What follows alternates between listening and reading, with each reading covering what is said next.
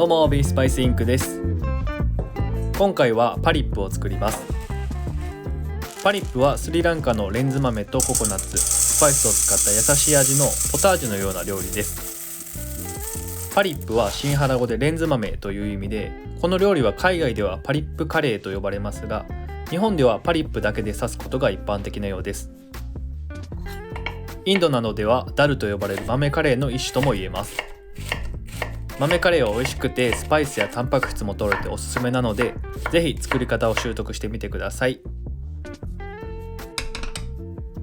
では調理ですが、レンズ豆は水で軽く洗っておいて浸水は不要なので、すぐに茹でる鍋に移して水を加えて茹でていきます。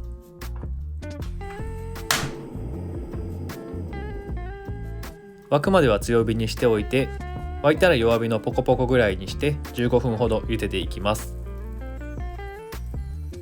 レンズ豆は豆の中でも特に簡単に調理できるのもおすすめポイントです。レンズ豆を茹でている間に味の土台部分を用意します。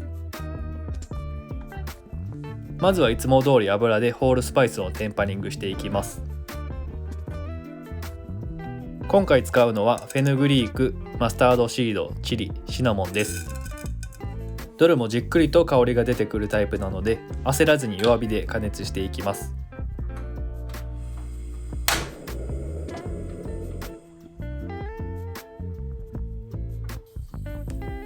パチパチとマスタードシードがはじけて、フェヌグリークのメープルシロップのような甘い香りが出てきたら玉ねぎを加えます。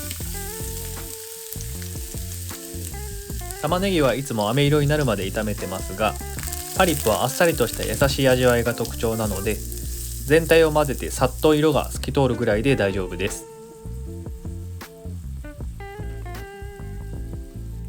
透き通ってきたらトマト缶を加えます。トマトもさっと全体に馴染んで柔らかくなるぐらいで大丈夫です。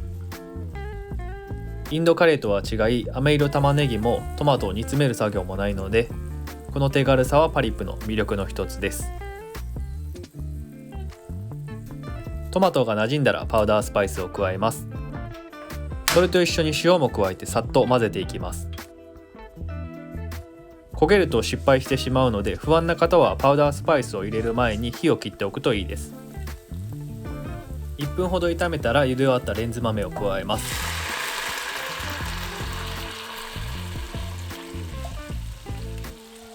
15分でしっかりとクタクタに柔らかくなっています。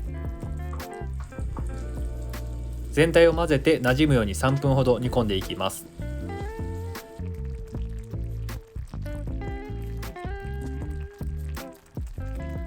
3分ほど煮込んだら、ここでココナッツミルクを加えます。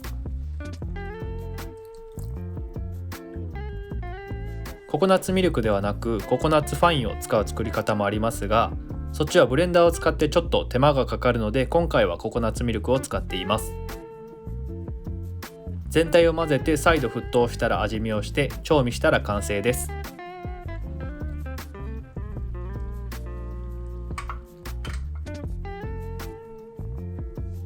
お皿に盛り付けていきましょ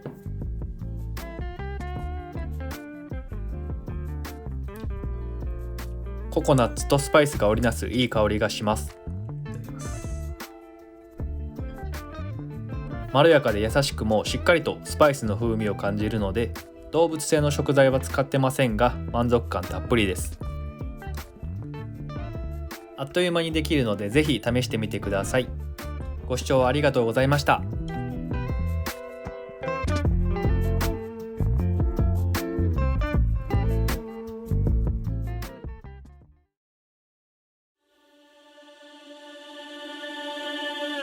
現在皆さんにもっとスパイス料理が身近になるようにオンラインショップを準備中です。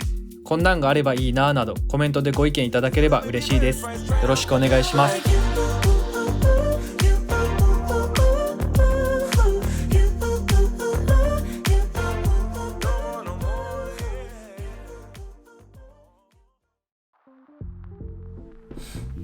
レンズ豆のカレー全般に言えることですが、圧倒的お手軽さとスパイスや豆の栄養価の高さと動物性の食材は使ってないのでビーガンレシピっていうところが魅力的ですよね。ヘルシーなんで罪悪感なく食べれます。朝とかいいかもしれないですね。